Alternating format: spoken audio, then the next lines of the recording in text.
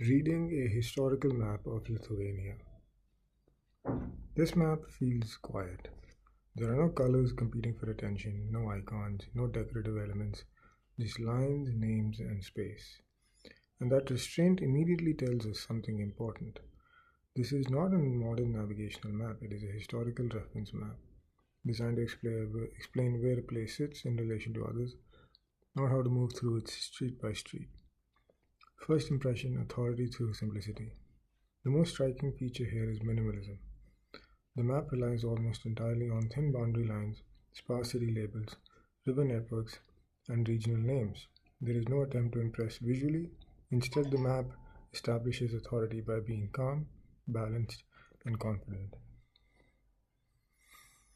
Historically, this style was meant to signal seriousness. Maps like this were used in atlases, academic texts, government documents, historical records.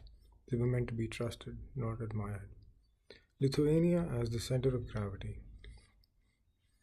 Your eye is drawn immediately to the word Lithuania, placed prominently near the center. That placement matters.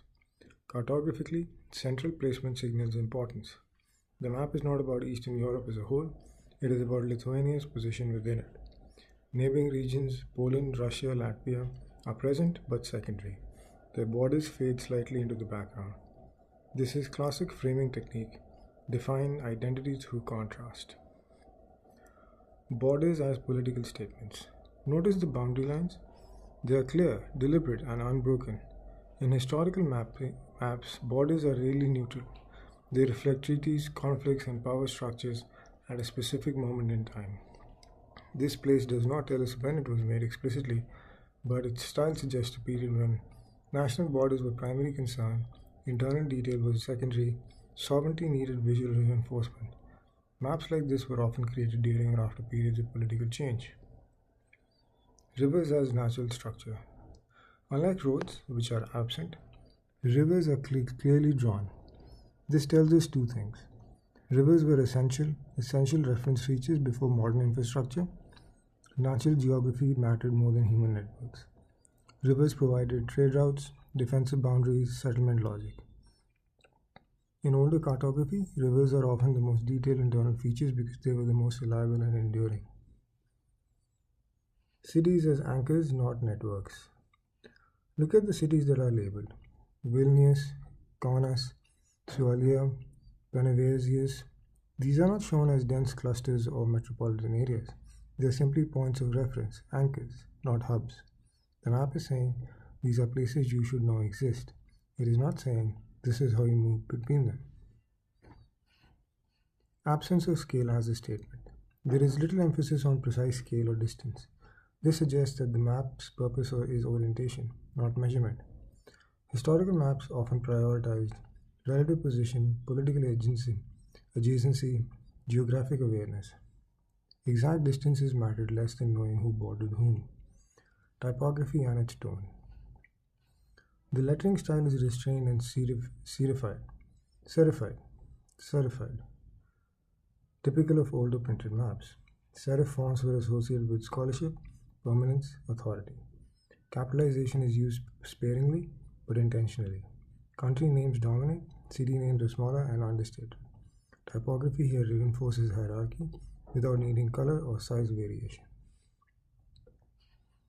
What this map leaves out on purpose. There are no roads, railways, elevation contours, economic zones. This is not an oversight. It reflects the priorities of time. Older maps often answered one primary question. What exists here and how is it organized politically? Everything else was secondary. How a map like this was made.